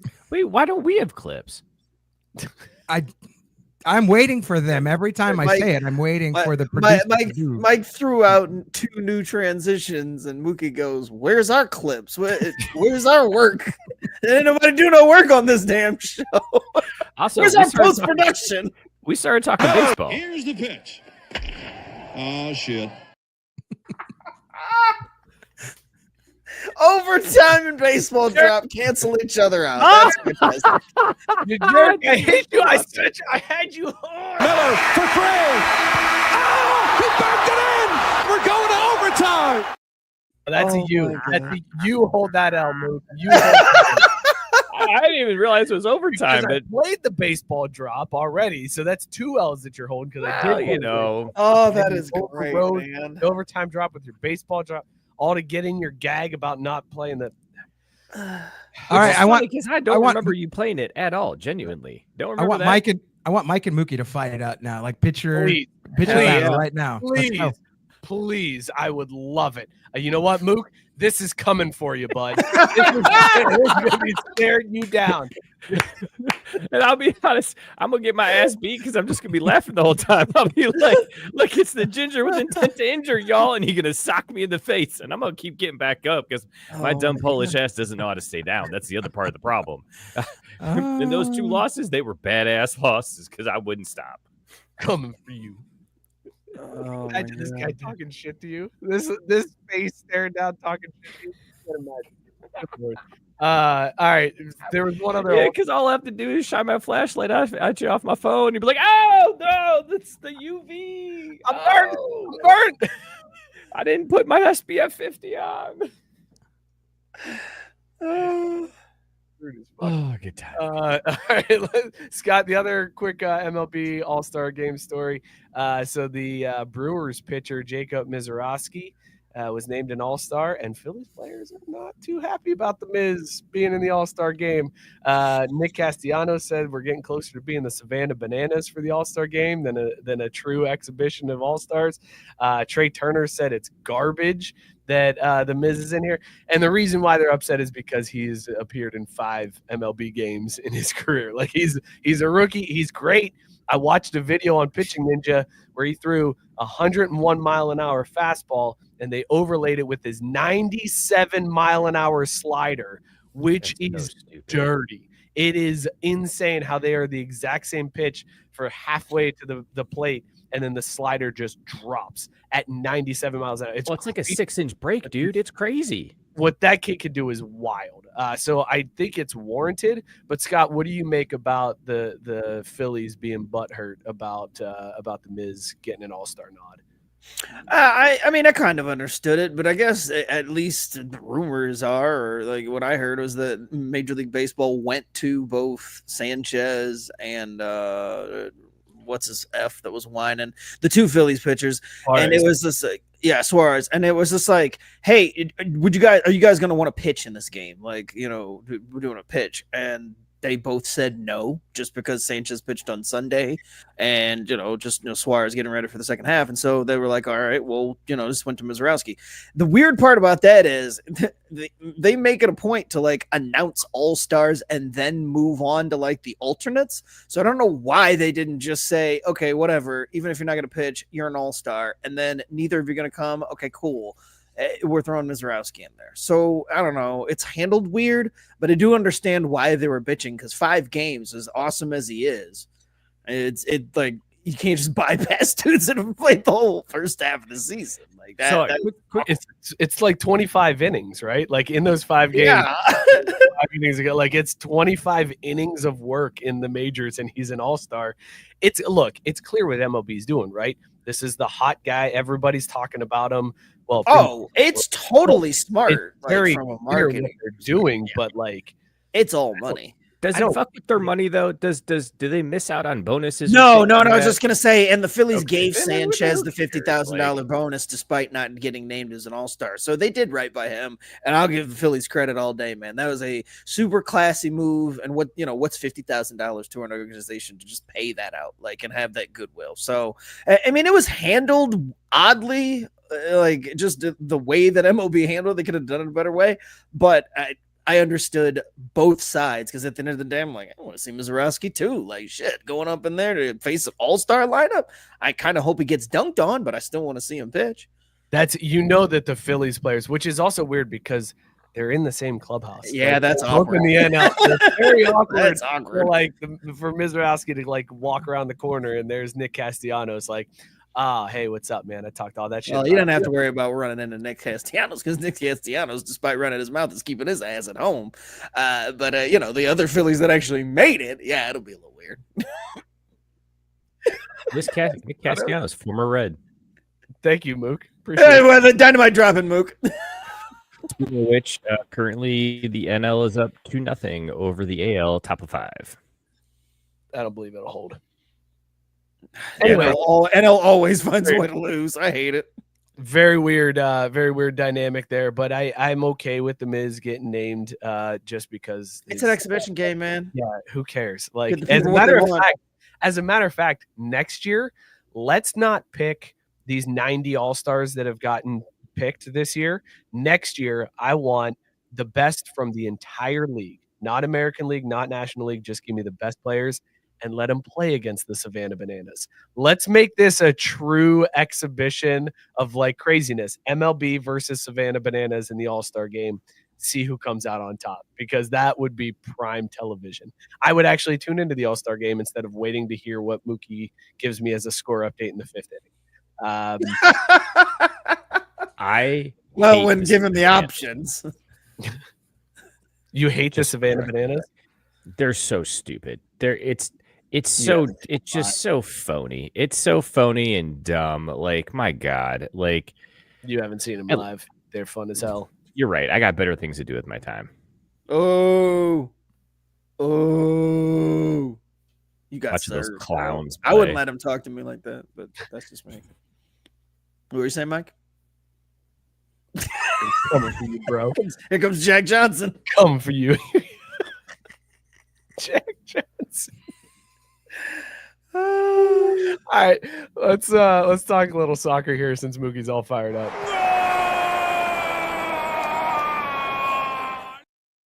I don't even want to entertain the thought of talking about FC Cincinnati and their disgusting display against the Crew, but I do want to talk about the Club World Cup, because that ended this weekend. This was like the primer for the World Cup. We had some of the greatest clubs from across the globe show up in the United States to play in this tournament. PSG ran wild until they came up against Chelsea. And in the final, Chelsea Cole Palmer, man, beat PSG 3-0. An amazing performance by Chelsea. This tons of money. This now makes sense. I saw a car today. I was in traffic coming home, and it said Chelsea 3, PSG 0. Yeah. What are you gonna do now? It said underneath. They had it. Wow. I don't know how they write it on the back of the windows of the cars. But I was like, I don't know who Chelsea is, but whoever, like that, maybe this person lost a bet. Maybe this person's initials is PSG. They're in an unhealthy relationship, and I think telling the world about it's not good. But now that it's sports related, I feel so much better that this person's not driving around in a toxic relationship. Well, also, I don't know that. Actually, I still don't know that. They might be, but this now all makes sense about the Chelsea PSG. Continue. I'm just babbling. You're fine, man. That's not the end of the story, though, Blake, because not only does Chelsea beat PSG 3-0, but then the story really happened, because this game took place in New York, New Jersey, MetLife Stadium, and the president of the United States happened to be in attendance. He was invited by FIFA president Infantino. And then at the end of the game, Trump was asked to come up to present the Most Valuable Player award. And then he was also asked to bring the trophy to Chelsea to allow them to celebrate with the Club World Cup trophy. And then he didn't leave. He just stayed on stage. Like, he dropped off the trophy to the captain and then just stood there awkwardly as Chelsea players looked at him like, what the hell are you doing, man? The captain, at one point, you can see him mouth the words, "You can leave now. You can leave," as like confused faces surround the background. There's the one dude over Trump's left shoulder looks like he smelled a fart and is very confused as to what's happening. There's guys laughing. They can't believe that he's this oblivious to the fact that he's not supposed to be there and that their captain is telling him to just leave. And then he stood there. And then the players all danced around and jumped up and down and slowly pushed him to the back. Like, they all kind of converged in front of him until he was in the back of the group. Extremely awkward to watch. It was national news because obviously Chelsea, a team from the English Premier League, now overseas, picks up the story about President Trump trying to horn in on the trophy presentation. At one point, it looked like he pocketed one of the medals. Like, they He did. A lot of people are saying, I need a medal. It's a great medal. You guys won the medal, but a lot of people are saying I don't have the medal. I told them I had one, but they're saying I need one today. I can't give it back. I earned it. I was on stage. Great team. Why do you need a medal if you've got the trophy in your office? Oh, and then there's that. That's the other thing. The Infantino left a Club World Cup trophy back in March at the White House when Juventus came to visit the White House.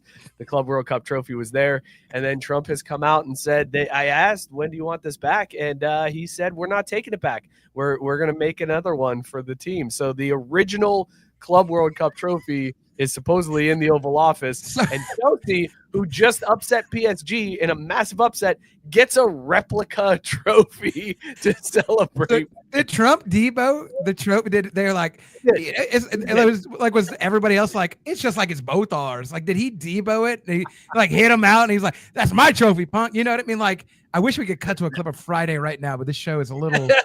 They don't do that. They don't do that over here in Ohio, but. Rest of the world, right? It feels like he deboed them. Like I don't know what trophy you're talking. I saw a trophy, but it's not your trophy. I saw my trophy. It's not. Yeah, I was going to say, I don't think he got deboed. It was he just straight played the Jedi mind trick on him. He's just like, yeah, that trophy, it's sitting over there. This isn't the trophy you're looking for. Not the trophy you're looking for. It's not the. You're not getting this back. You're never gonna get it. Yeah.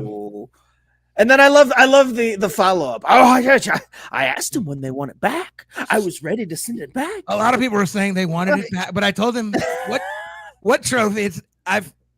Don't know the trophy. I just told them I needed the medal. It's gonna be a good medal. Who's still talking about Epstein?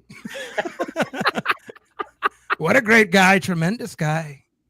This is the actual quote, Blake. I want you to see if you can get this one for me in the voice. The quote is, they said, could you hold this trophy for a little while? We put it in the Oval Office, and then I said, when are you going to pick up the trophy? And he said, we're never going to pick it up. You can have it forever in the Oval Office. Let's do it sentence by sentence. Let's do it bit by bit. Here, I'll tell you what. Let me drop this in the chat. Oh, yeah. Drop it in the chat. I'll drop it in the chat. Definitely read that. We can get this in the Trump voice.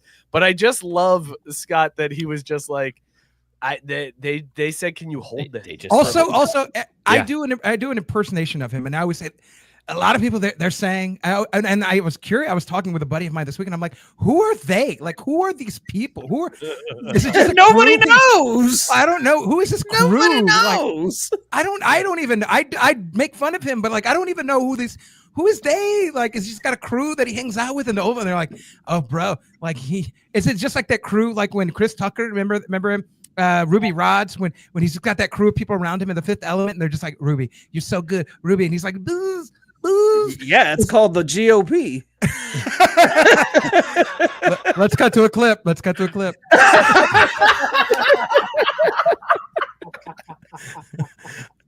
Art, All like, right. can you see the chat? I can. Let me see if I can. Let me see if I can do All this. right, you got this, man. I believe. They you. said, "Could you hold this trophy for a little while?" We put it in the Oval Office. I said, "When are you going to pick up the trophy?" And he said, "We're never going to pick it up. You can have it forever in the Oval Office."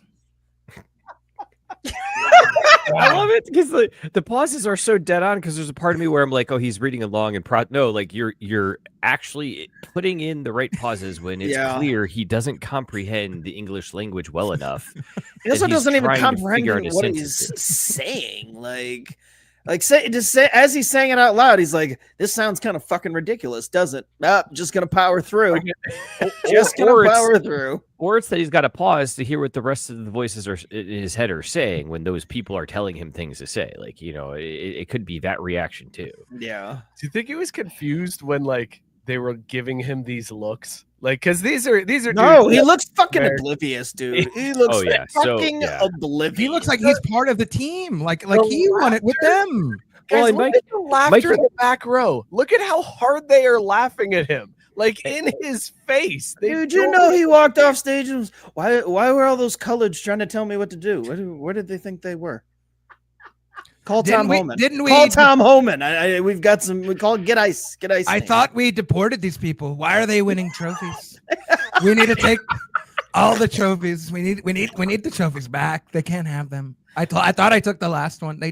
They winning again. It's not great. It's not great. Don't like this. I love that the show naturally took a hard right turn today. And Mike, you left out the part where he's going to put an executive order out there to rename soccer football in America. Yeah. Oh God, that's apparently what we can do that now too. Yeah, the reporter asked him, like, "Do you think you can do it with an executive order?" He was like, "I think so. I think we can. I think I can do that." It's like, God, man. A lot of people are saying soccer here. Everywhere else they say football. I say what? I watched the guy. He kicks the ball, and then the other guy runs it back. I know that football. That's a good football. The best football. But there's another. I know all the word. I know I'm pretty good. I know I'm very smart. There's another football. I don't know if you knew. There's another football. They call it football. And they kick a ball. And there's a guy and he stands and he won't let you put the ball in there. It's a great sport. Great sport. A lot of people should watch it. Oh God, what an amazing show this was, fellas. We didn't even intro our beers. We're too excited. Beers. So let's talk about them now. We rate our beers every week on Caesar scale, dog or no dog. Scott, what was in your mug tonight, dog or no dog? Well, I found, if you remember, I had the THC flavored beverage, the Uncle Arnie's cherry limeade. Well, I found a variety pack, a 12-pack. A 12-pack of Miggers. And tonight, I went extra Migger with my Miggers. I was drinking Uncle Arnie's Watermelon Wave. a 10 Migger. And let me tell you, it's fantastic. It is a dog. If this was a dog, it'd be a Rottweiler from a Miggers. I am so glad we didn't do beer intros when Kelly was on the show. So yeah, I am too. I am too. When you just started the show, I was like, it's probably better off.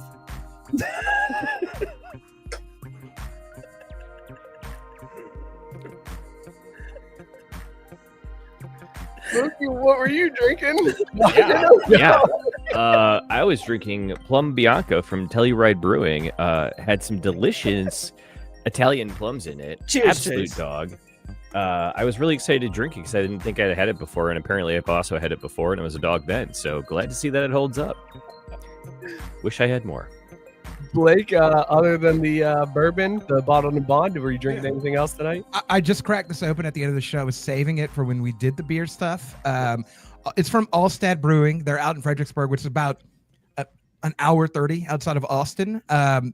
It's an incredible place. Looks like a castle. Everybody look up Allstad. ALTSTADT. It looks like a fucking castle, and they have a restaurant in there. They brew everything there. It's a gorgeous place. But this is the Allstad Lager. It's immersed in German history, is what it says. So they try to make it the old school way. They do good. They do a lot of good stuff. But this is a good.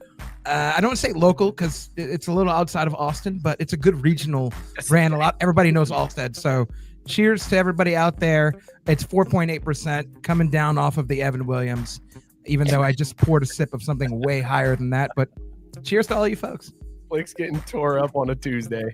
I was drinking Dreamin' Green, which chroma keys out because of the camera, but this is a double dry hopped oat cream IPA from Other Half Brewing.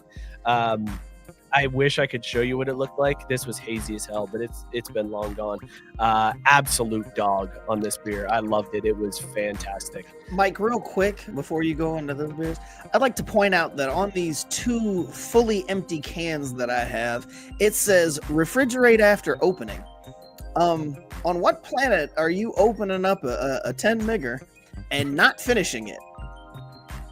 Like, am I supposed to refrigerate this empty ass can after opening, or like what? Why are there instructions for if I didn't finish? See what happens. Maybe you wake up and it's like filled itself back up or something, Scott. Like maybe there's like a second drink in there. I don't know. I looked at that and I'm like, that is the funniest. I'm not high enough for that to not be funny, because refrigerate after opening. Like, how are you not finishing this in one sitting? In case you want to come back to it, God, like maybe you got the kids at home. You just need a little something to take the edge off.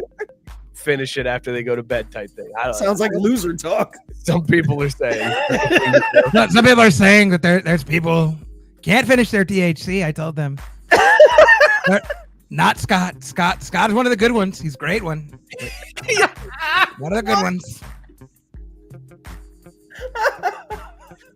All right, from the comment sections, Gabe said he's drinking Lunch from Maine Beer Company. It's an IPA, 7% ABV. He says it is a dog.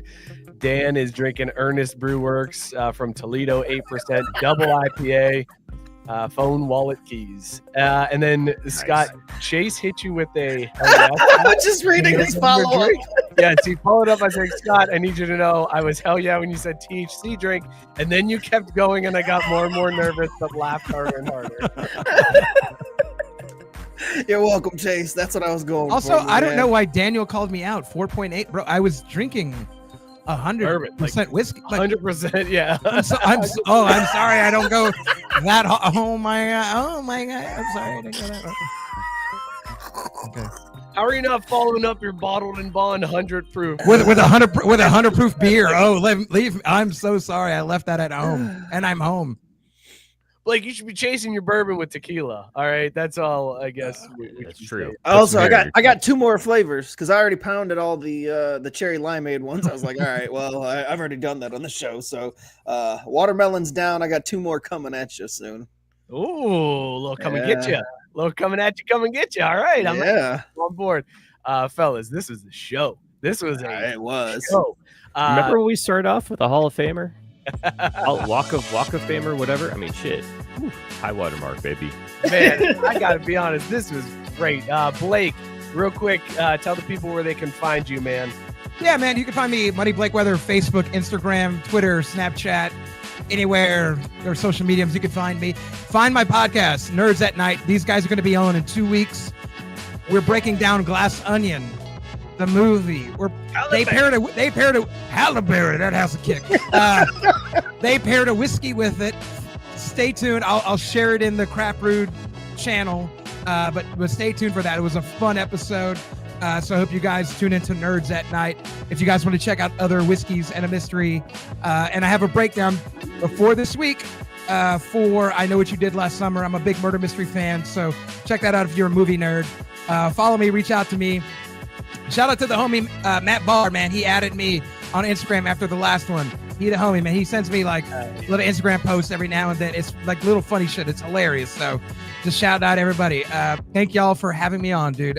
Mike and Scott. It was a last minute call, but I appreciate y'all having me on for sure. Always, you always got an invite to the picnic, baby. So glad to see you, Blake. You killed it as always, man. Appreciate you. Shout out to Kelly Pavlik joining us earlier tonight, the champ. That was amazing and blew my mind to be able to talk to him. Thank you guys for joining us in the comment section, for tuning in, for helping us out, sharing out the show. Be sure to subscribe. Hit that subscribe button, ring the bell so you know when we're posting new content. We're live every Tuesday, 8 o'clock. So be here. Make sure you're catching the show every single week. Follow us in between the show at Craft Brewed Sports. We're on Twitter, Instagram, TikTok, all of those good places. We're trying to put more content up there. You can join the Facebook group, but instead you should join the Discord. Right, that's where the new hotness is. We've got a Discord channel, Discord server, Craft Brewed Sports. You can find us there. So go search it up, find it. It's awesome. Tons of great stuff there. Shout out Belly Up Sports, bellyupsports.com. Tons of great content there. Shout out to all the podcasts on the Belly Up Sports Media Network. We will see you all next week. Cheers, everybody. Blake said he liked I Know What You Did Last Summer. I love me some Jennifer Love Hewitt, baby. Snow bunnies. You'll never walk alone. Hook 'em. I don't know much about your show or what's going on.